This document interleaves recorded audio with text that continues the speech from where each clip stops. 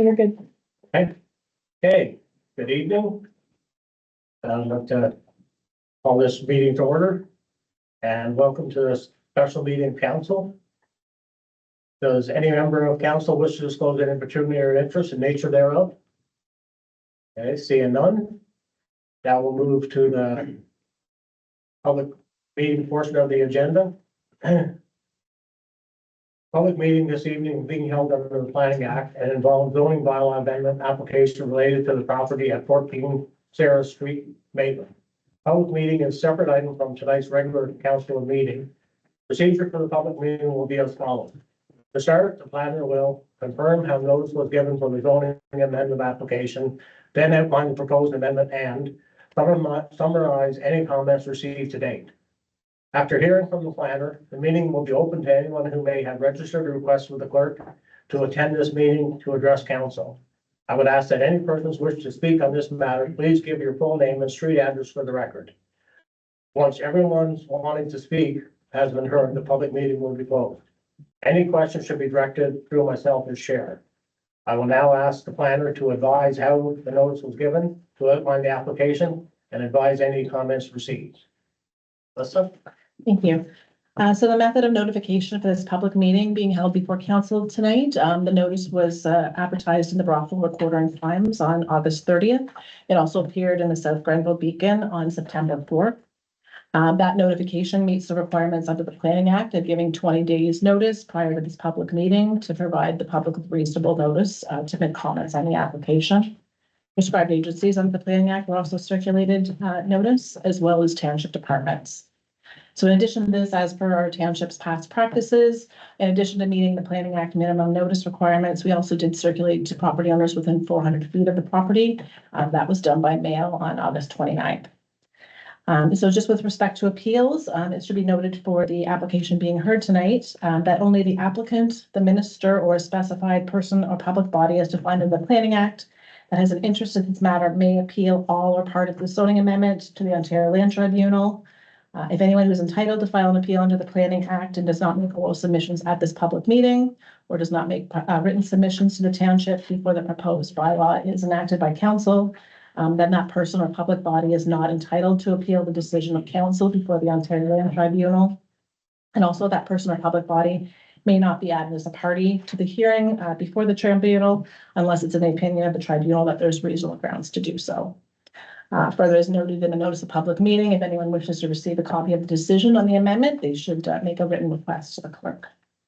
So specifically regarding this amendment this evening, the applicant's application is currently a 5-acre property.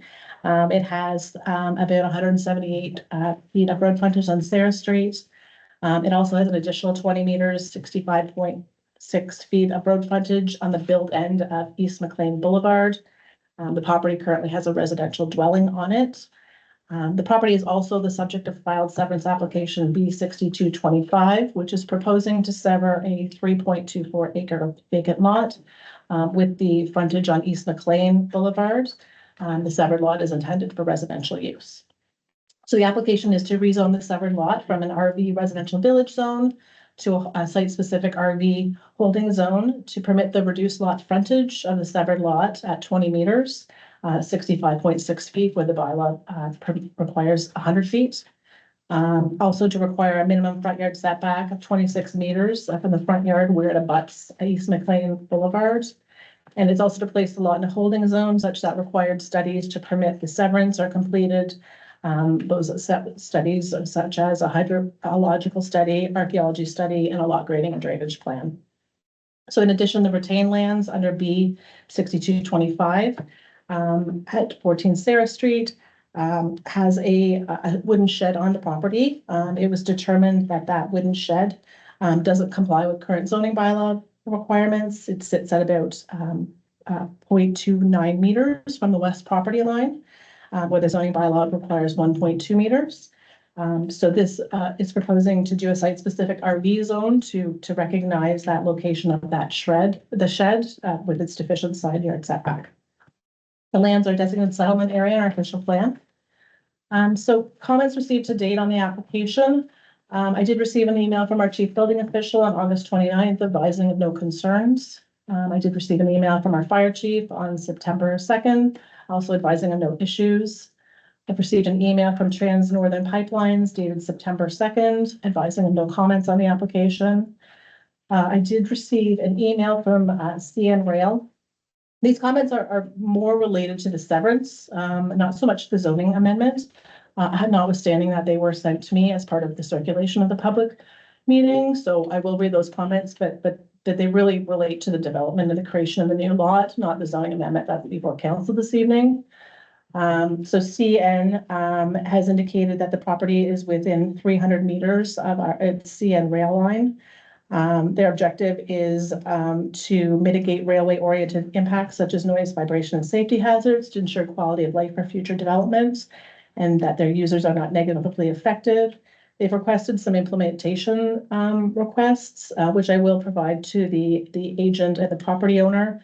They've asked for an analysis of noise. They've asked for a development agreement or a clause registered on title, just to make property owners in each dwelling unit that are located within 300 meters aware of the rail line and the impacts, and that CN may expand its operations at any time, which those expansions may affect the living environment of those residents in the future, and that CN would not be responsible for any complaints or claims arising from the use of their facilities or other operations.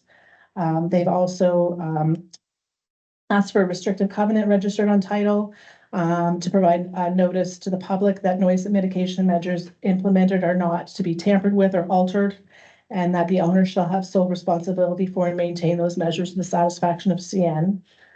They've also asked for an agreement with CN stipulating how CN's concerns will be resolved. And they've also asked that the owner be required to grant CN environmental easement for operational noise and vibration emissions registered against the subject property in favor of CN. As indicated, these are likely more related to the severance, but they were received on the zoning application. And the last comment I did receive an email today from Greg and Carrie Inglis at 6 Sarah Street in Maitland. So I just received today, I'll just read it, fairly brief email. It says, please accept the this notification of objection to the proposed zoning changes as our official and formal notification.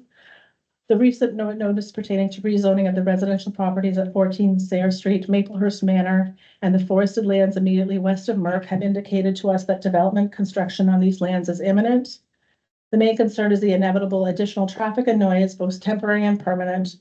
Collectivity of these eventual construction sites will likely be measured in years of construction noise and truck traffic. Please note that Sayre Street is already afflicted with Merck traffic, post office traffic, city buses, school buses, and all vehicles coming in and out of Canyon Road 2, Canyon Road 50, and Highway 401. In other words, a kind of conduit of traffic from all directions. To build additional dwellings in this area will only exacerbate the situation permanently.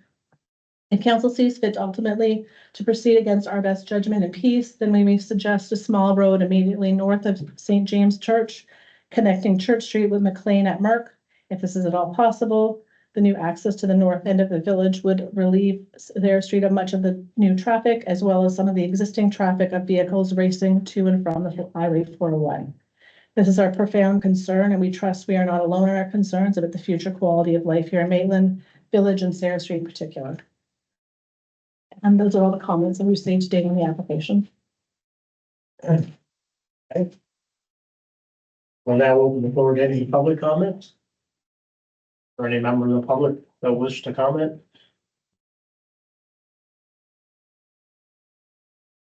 Okay, if not, then we will now close this public meeting. Moved by Councillor Page, seconded by Councillor Henry. Be resolved that council adjourns a special meeting at 5:09. All in favor? Yep.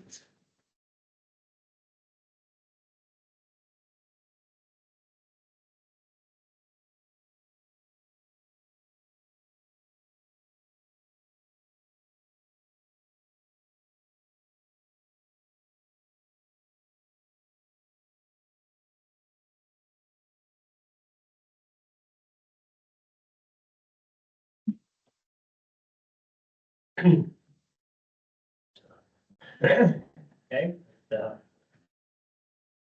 Call to order. Good evening and welcome to the regular council meeting for Augusta Township. I will now call this meeting to order. Ask for Councilor Pate to read the land acknowledgement statement. Sure thing. Augusta Township acknowledges that we live and work on ancestral territories of Indigenous peoples. The township recognizes all Indigenous peoples and honors their past, present, and future. The township values and respects their cultural heritages and relationship to the land. Thank you. Mayor's opening remarks, and I'll ask for Jeff, if you would, Jeff's on Zoom. He's not feeling well, so would you like to make some opening remarks, Jeff? All right, had to fix my mic there. Okay, sorry. Can you hear me okay? Yep. Yep, fine, good. I hope you didn't drive 140 miles per hour there getting back from Toronto, Deputy Mayor. 143 was my fastest. Just quickly here, Councillor Bowman is still off on medical, so she was hoping to make tonight, but it's not up to par yet. So hopefully next meeting, or maybe later on next this week.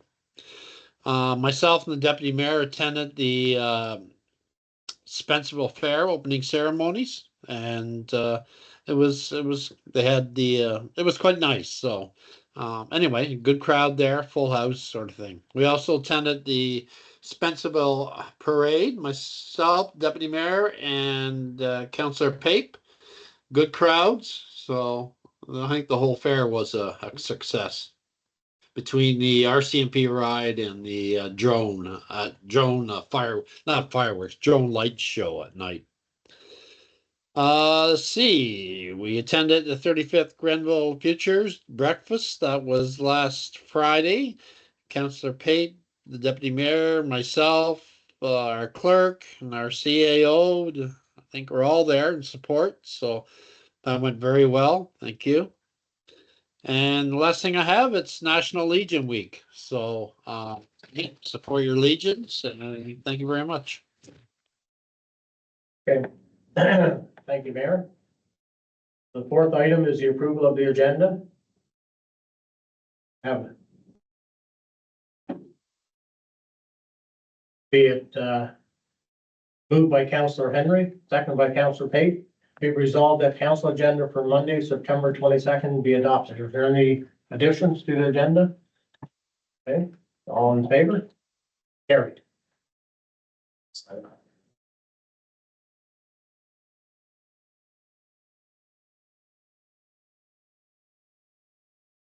Okay, does anyone have a disclosure of interest and nature thereof? Seeing none? Then we'll approve. Be resolved that council approve the minutes of the September 8th, 2025 council meeting as distributed by members, moved by Councillor Pate, second by Councillor Henry. Any discussion on that? All in favor? Carried.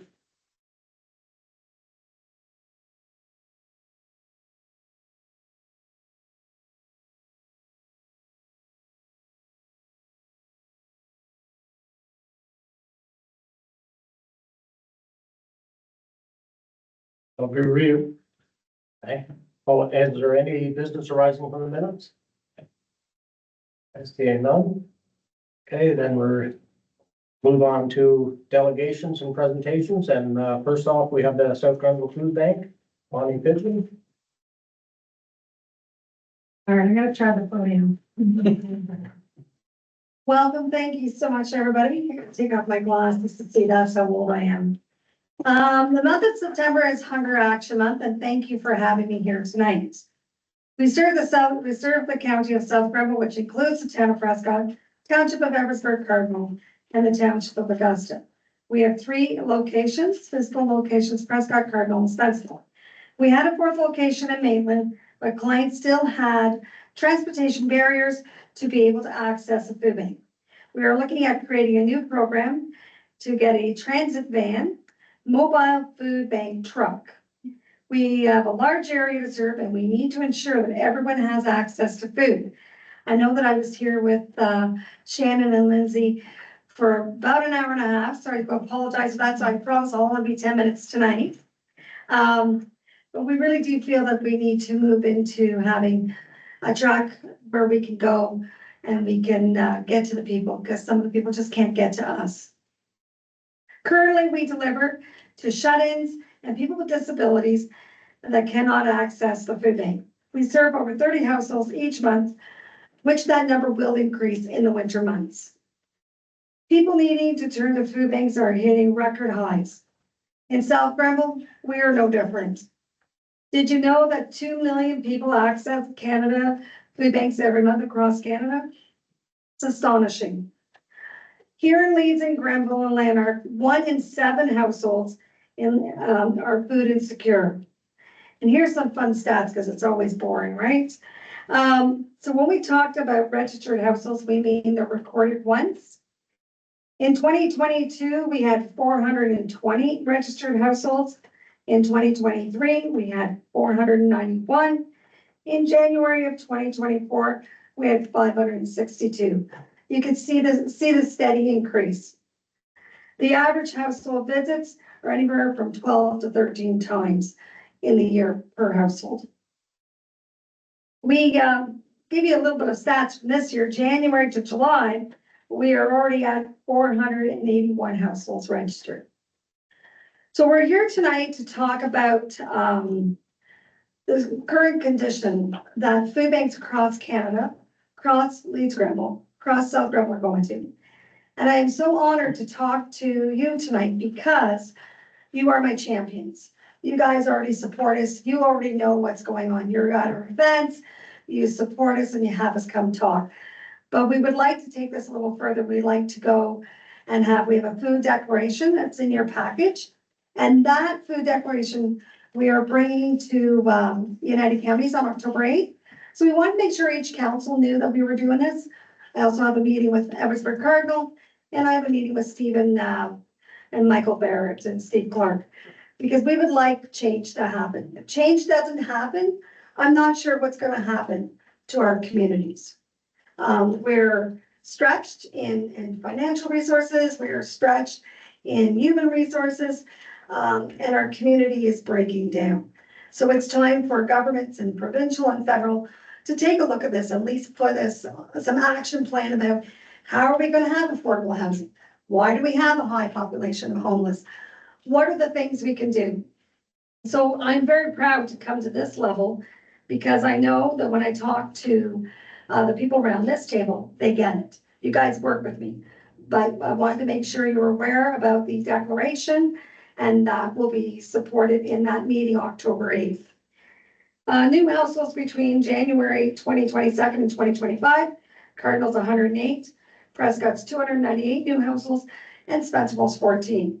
Now I had data for Maitland and I left it on my desk, but we through a system called Link to Feed. It's a system that records how you record your data. Of course, people in Toronto don't know what South Grenville looks like. God bless their sweet little soul. And they would say, you're a Prescott client, but you're really your R2 Prescott. So we started manually, because that's the only way we can do it, to start to show. So by the end of this fiscal year, we'll have a better number of what actually came out of Augusta versus Edwardsburg Cardinal versus Prescott, right? Because they only look at it as an address, and then they just plug it into that, and they can't change it. So I promised I wouldn't be too long. I had a great meeting with these guys and took up all their time with my wonderful idea with the mobile food truck and a lot of the other things we're doing. But I just really appreciate the leadership that we have in South Grenville. And I really wanted to make sure you were aware we're doing this, so that when you were coming to county council, it wasn't like, oh, we didn't know, like, we know the issues, but we didn't know you were bringing it to this level. And all food banks are doing this across Canada. We just need change. We really need to start looking at root issues, and we really need to start having change. If this many people are food insecure, 1 in 7, that's scary. And if people aren't able to buy houses or they can't afford rent, when does that stop? And when do we become healthier? And I think municipalities are doing an amazing job. So it's not any real criticism I don't think there's any real changes at this level, but really we need the federal and the provincial governments to look at some action plans. And I think that would be amazing. So does anybody have any questions for me? Questions? Council? More so a comment, Bonnie, I mean, it goes without saying, and I've said it many times, that you guys are truly heroes that, maybe don't have capes. I know that, it's an extremely trying time for many, many people that are out there, and, I don't know what we would do without people like you kind of leading the charge and bringing it to us. Of course, it goes without saying, and I think I could speak for the entire council here, that anything that we can do to support and help, you can count on that support. But yeah, keep up the great work, and, yeah, we're lucky to have you. We are grateful for that. One quick other thing I want to say, I just want to watch my time. I've been doing this 23 years since Food Bank started, and I'm always trying to look outside the box and trying to look ahead. What does that look like? And one of the programs I'm really proud about that we've had since 2020, since COVID, and it's called Tools for Launch, if anyone doesn't know it or if anyone's listening. And what it is a proactive way to help people. So you just started a new job, and if food is the barrier, we'll take care of that. So we work really closely with CSE Consulting. I know you guys were at my breakfast, I think it's a year ago now, where we work with the companies. If you need food, we will get you food. We'll get you 2 weeks of food so you're productive. So food should never be a barrier to success. And we really thank you for those wonderful comments. We are community. We work with our community, and we are so lucky. You say we wear capes, but I think the leaders wear the capes. We just look good because you guys make us look good. It has been hard. I won't lie.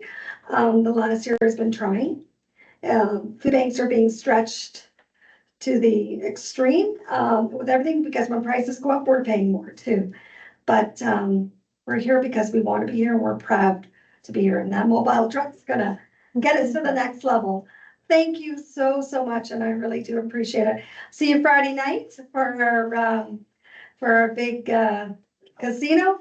And don't forget Augusta, since I live in Augusta, this year's Food Bank Challenge. Get that trophy home. Thank you so much for your time. Deputy Mayor? Somebody Yes, watching me? Yeah, you see, Can you hear me? Hi, Jeff. Hi, Bonnie. Can I speak? Where's the chair? Deputy Mayor. Yeah. camera's just not on him right now. Oh, you can't see Okay, me? just, Jeff? I'm not hearing him, so, You're good to go, Jeff. okay, thank you. I just want to thank Bonnie. I watched you last night on Prescott's, when you gave the same spiel. You were much longer, though. I was timing you. And So, Corey even texted me and said 10 minutes, Bonnie. yeah, no, what you're doing is great. Yeah, I take it you're looking for something similar to what the city of Brockville put out. Absolutely. Okay. Because I think I mentioned it to you before, state of emergency kind of, I don't know if that's the right terms, but food insecurity certainly is. So anyway, that's kind of what I was looking at, so. Absolutely. And I just think Okay. that change doesn't happen overnight, so it's got to start somewhere. Exactly, at those We have 10 levels. years left in this job, so. And this year, by the way, any money we're getting, we're buying potatoes, something nice and heavy, so to ensure that we win. Money goes into pounds too. That's Yeah. funny. Okay, You guys are Thank you, taking Chair. a cup home this year, I just know it. Okay. Thank you, Jeff. Well, thank you, Bonnie. Thanks, Um, I'm gonna head home and see my labs. See y'all on Friday, y'all, sorry. y'all. I'm in Nashville tomorrow. See you on Friday. Thank you so much. Thank you. Okay. Number 9 is correspondence petitions, and we haven't got anything under that, okay? And moving on to committee reports. Mayor Shaver, you're back on for United Counties. Yep, I attended the joint services and committee of the whole last week, and it was normal business. There wasn't anything earth shattering coming out of those, so just a lot of administration work. And that's about it as far as United Counties go. And this week we have counties council on Thursday. Thank you. Okay, yeah. So Nation Conservation and Rideau Valley. I was at a Conservation Ontario meeting this morning in Toronto, and the main gist of the meeting was for conservation authorities to collaborate and to even out the regulations, because the different regulations we move from one conservation authority to the other, which is confusing for people. But their main comment back was municipalities all have different rules. So you move from one municipality to another, the rules change, and conservation authorities got to work with their municipalities in their area. The other thing is invitation is out today for council to go to the hearing place, 10 a.m. on October the 2nd, and it's 8040 Chanley Road, and they'll do the harvest at the hearing place. And part of that property, they donate the hay to the South Grenville Food Bank. Recreation committees. Councillor Henry. Your have an worship, update. we did have a maid of rec meeting last week. They're looking at more ways to get involved with the community, do events in the winter, I guess all year round. And fundraising, basketball nets are being put on hold till the spring. They're looking into options for a warming shed for the winter for the rink and just getting everything ready for startup for that. Councillor Pate. No meetings this week. We have Donville on Thursday. Okay, Or no, next Wednesday, right? Next Wednesday, October 22nd, or October, another month. Okay. Too many dates flying around. and for North Augusta, at our meeting last month, we talked a lot about everything that went right at Labor Day, and it was good. The finances look good. Bill gave us quite an update, and things are looking good for fall ball, and I think it's what else was going on, Amy? It's Just finishing up fall and, seeing what's going on. yeah, they're gonna have the, where you throw the bean bag. Oh, horrible. Cornhole, Yeah. that's what I was thinking of. They're starting that up again for this fall, and the euchre, and also the Wednesdays, once a month, for the seniors lunch. So things are planned, things are ongoing.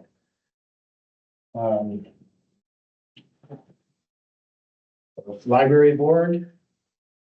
Shannon will- Yeah, certainly, Mayor, I can fill in for the Councillor Bowman. So just a few updates. So there's a community survey or a poll that's out right now for the public library. I think that's active until the end of this month through social media, as well as I think they have copies available at the library. So they're looking for information on activities and kind of the direction of the library board, kind of a strategic plan.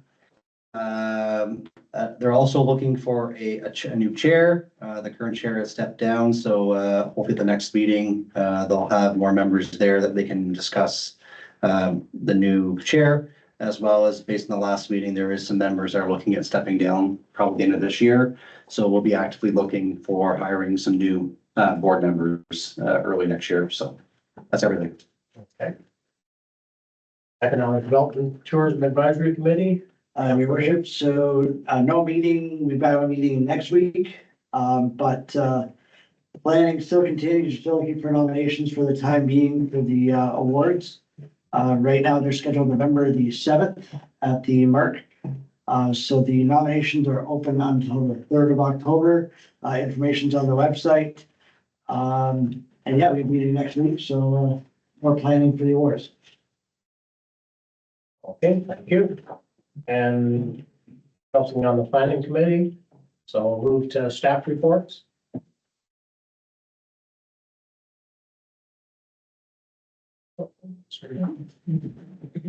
Be it resolved that council, or moved by Councillor Henry, second by Councillor Pate. Be it resolved that council recommends that consent application V 63-25 be approved subject to 5 conditions of the approval as detailed in staff report 2025-098. Any questions on this report? Seeing none, all in favor? Be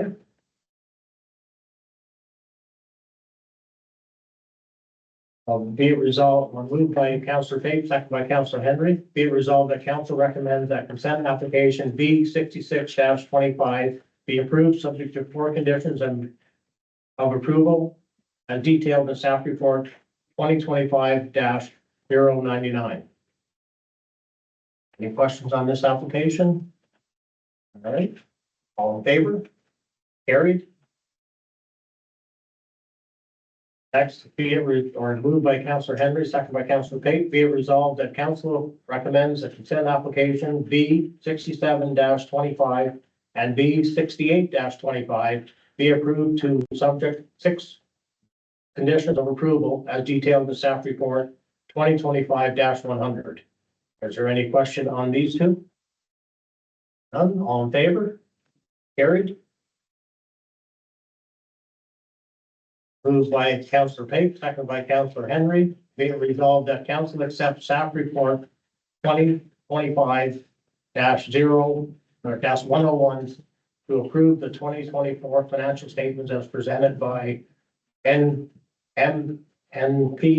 LLP on August 11th, 2025. Any questions on this? All in favor? Approved.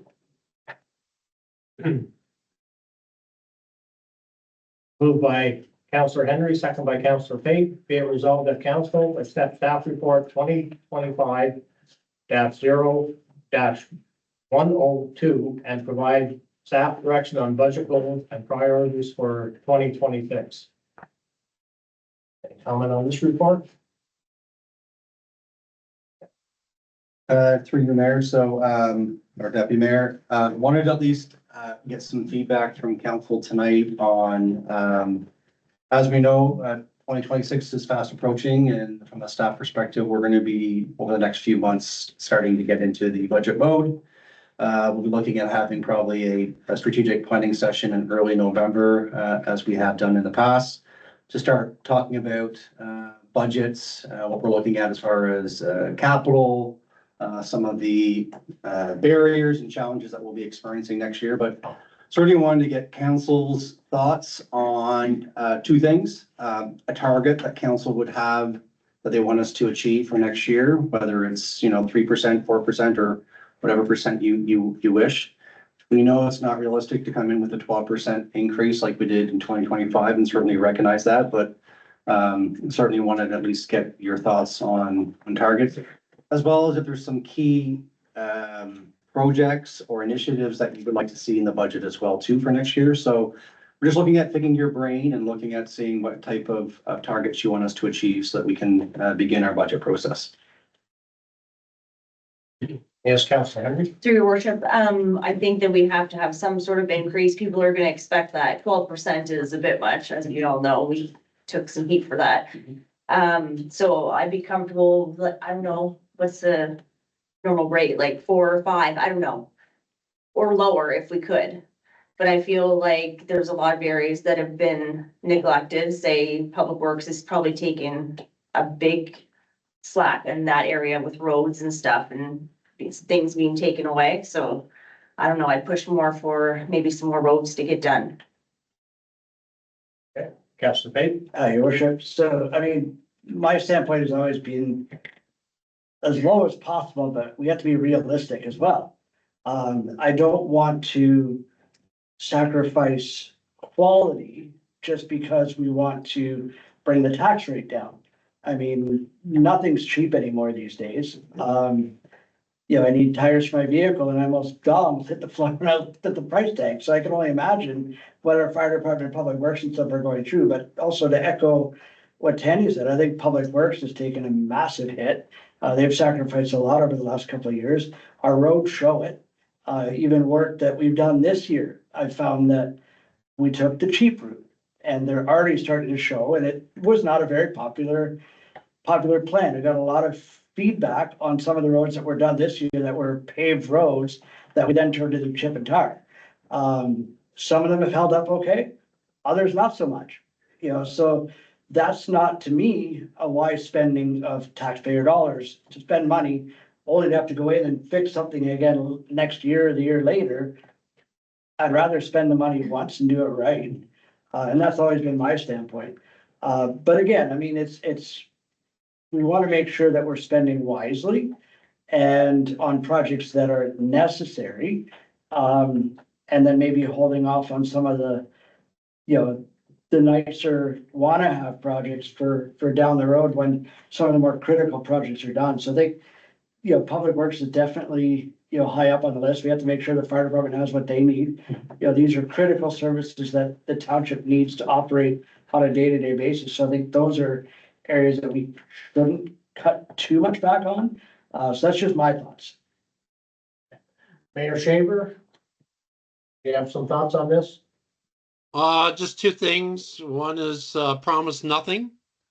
And the other thing is, as long as our reserves are kept up.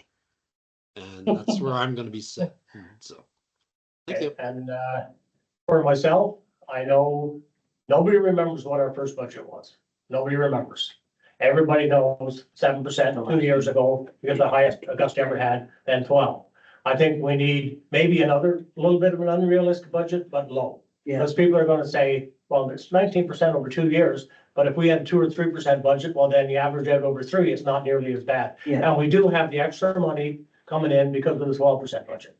So therefore, even if we have to sacrifice a little bit on reserves, which the mayor doesn't want to do, but if we could have a little, if it's an unrealistic budget on the low side, just over cost of living.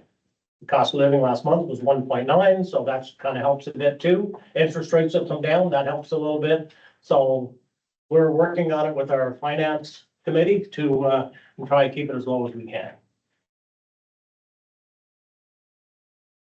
Yes, So just a few things, so, just a context, and certainly don't disagree that, we understand that, coming in with a lower budget is certainly, gonna be realistic. We're unsure right now about the OPP and where we're going with the new OPP formula. As council will recall, last year we were facing about an 18% increase. We got some money from the Minister of Solicitor General that kind of offset the increase last year. We haven't heard anything from the province this year again. So we're planning for the worst for next year, that we're expecting this full increase to come out, but certainly that's to be told. OSIF, we're unsure where OSIF is coming over the next few years. You might be seeing decreases in our OSIF formula funding as well. And then OMPF as well too. So we might have some challenges right off the bat before we even get into budget, but from what I'm hearing from council, is it fair to say, you're saying realistic budgets? Are we saying under 5%? Are we saying under 4%? What's kind of your target you're looking at? I'm trying to just to kind of get that gap a little bit closer on kind of what a target you want so that we can then prepare from a staff level. yes, I mean, from my perspective, I would say under 5. I'd say under 4. Okay, I'd be probably under 4. Yes, Mayor Shaver? I'm saying 2%, because we have a lot unknown. For example, the OPP, we just found that out Friday. And as the CAO mentioned, there's going to be cuts. I can tell you right now, because the federal government is cutting, and it's going to come down to the provincial level. So make no promises, but I'd like to see starting at 2. Thank you. Through your worship, I would suggest, like, is there any way of educating the residents of what these things are that we're Yeah.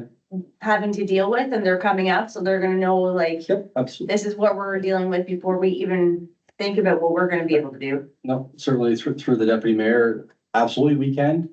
We can educate the public on kind of the challenges we have before we even face off with budget. We still have the no direction from MPAC in regards to phase-in assessments.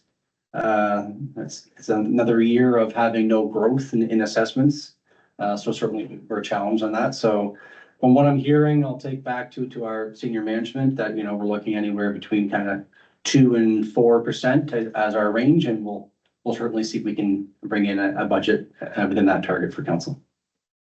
Okay, thank you.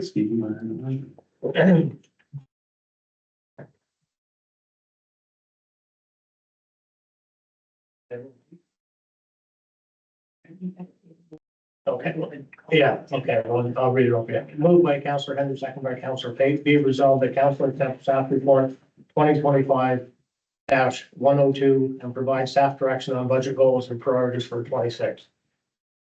All in favor? Carried.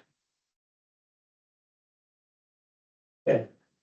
Moved by Councillor Pate, second by Councillor Henry, be it resolved that council authorize staff to proceed with an application to the Field of Dreams Jays Create program for the North Augusta Ball Diamond, and a staff work with North Augusta Recreation Committee to determine the scope and estimate for the purpose of the submission of this application.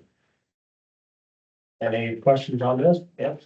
Through your worship, so I guess the big question on this isn't gonna cause any delays in getting, I just don't wanna run into a problem in the spring where, you know, they're ready to play ball again and we still don't have poles, and then we go through the same mess we went through this year. Yes. Through you, Deputy Mayor, so certainly that's something that we looked at as well too. My understanding and looking at it in past, we received funding when I was previously in South Dundas. By mid-December, you get a preliminary decision. So basically, they've already vetted the initial application. Usually, if you get the preliminary letter in mid-December to move to the next round, your chances of getting the funding are quite high. Ultimately, at the end of it, April is when you'll get the final approval.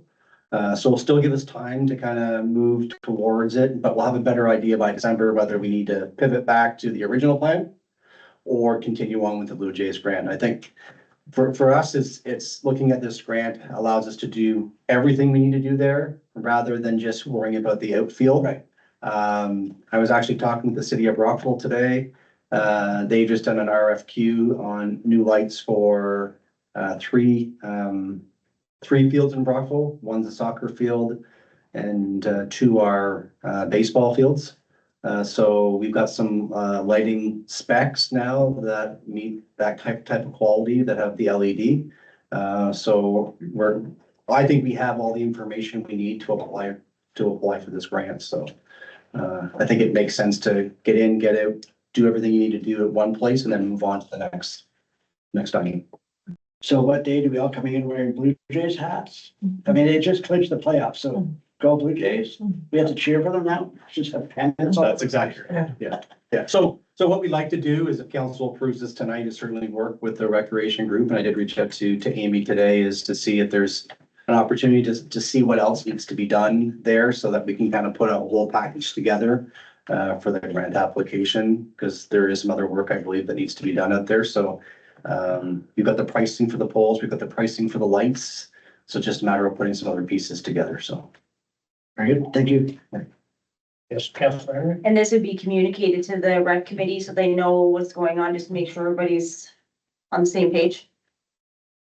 Yes. Yeah, certainly. As I indicated, I reached out to Amy and certainly we would work with the committee to kind of figure out what else needs to be added to the application. Yeah, Mayor? Yeah, thank you, Deputy Mayor. My concern was the same as Councillor Papes, is the timeline. I don't like that. Because you're not gonna be doing work in January or February, and then even in March, you're not gonna be doing work. So when does ball season start? I don't know. We had a plan basically to get poles and lights before Christmas, and I realize this is a grant coming through. It's always nice, but I'm worried about the timeline, and I don't want to be sitting in my chair next April saying, why isn't this done? So that's kind of where I stand. Okay. Amy, when does ball start in North Augusta? Early to mid-May, Early in May early to mid-May, yeah. or to mid-May? As So soon as the field's dry. can we get a timeline on how long it takes them to put the poles and the lights in? Yeah, So that if, I mean, I'm sure they could start in March. If they can do it in 2 weeks or 3 weeks, it should be fine. yeah, I think through you, Deputy Mayor, the biggest wait is just once you order is the waiting time, right? So to me, I look at it as by December, we'll have our path forward on where we want to go. Whether it's going to be carrying on with the Blue Jays grant or pivoting back to other, but ordering everything in December and then Be right there and, be right there so that when the nice weather does come, they're ready to go. It's the first thing that's on their list to do, DeVries, to get things done, and then we're hopefully up and going for baseball. okay. Any other questions? Call the question? All in favor? Carried.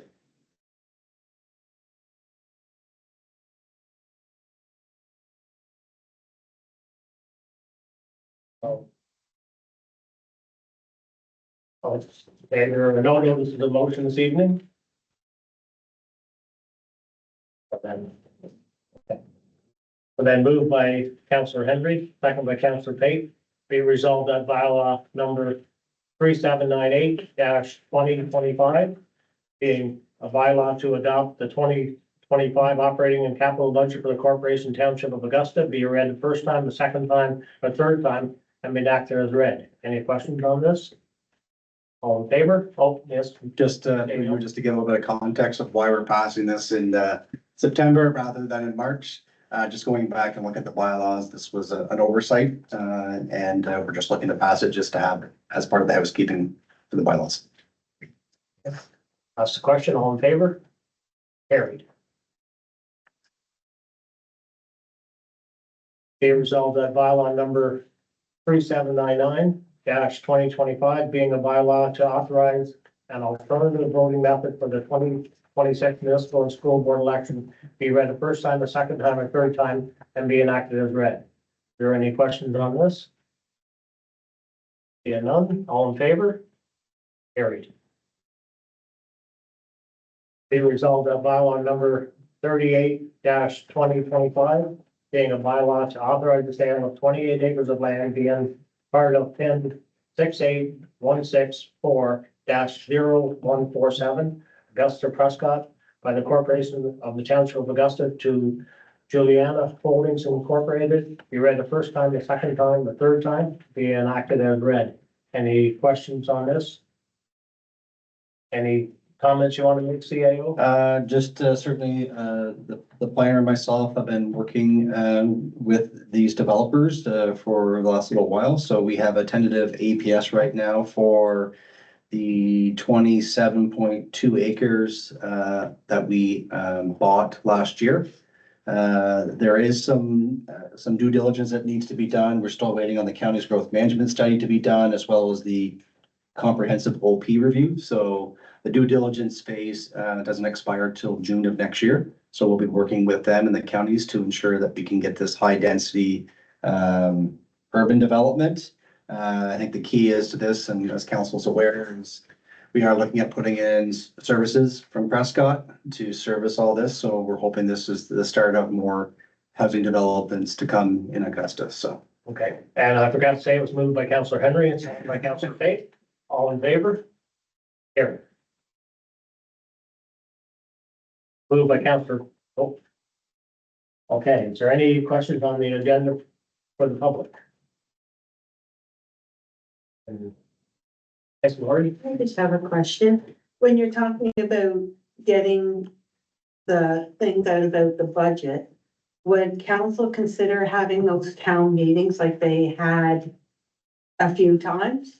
And have it like one in Maitland, one in Roebuck, and so that residents who don't have Facebook or can't view the township page would be able to come out to those meetings and have the questions, or is council up to that, or are you afraid, like, not afraid, but are you concerned that the meeting will get out of hand, or you get residents just come out to go at you?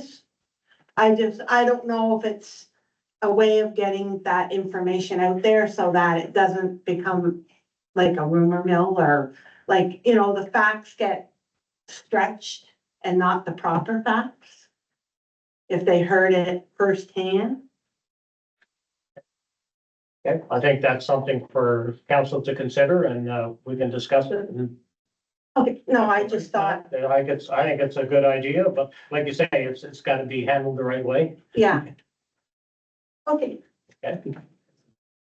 Any other questions? Okay. We don't have any press. Oh, okay. No closed meeting? No, that's good. So then, on to this one then, okay. So moved by Counselor Henry, second by Counselor Pate, be it resolved that bylaw number 3800-2025 being a bylaw to authorize the sale of 28 acres of land being part pin. Sorry, I think that's a duplicate. We already did that. Okay. Okay. Moved by Counselor Pate, second by Counselor Henry, be it resolved that bylaw number 3799-2025 being a bylaw to authorize it. No, we already did that one. Duplicates here. Yeah. Let's go on. Okay. Moved by Counselor Pate, second by Counselor Henry, be it resolved that bylaw number 3801-2025 confirm the proceedings of council of the Township of Augusta at its meeting held on September 22nd, 2025, be read the first time, the second time, or third time, be enacted as read. All in favor?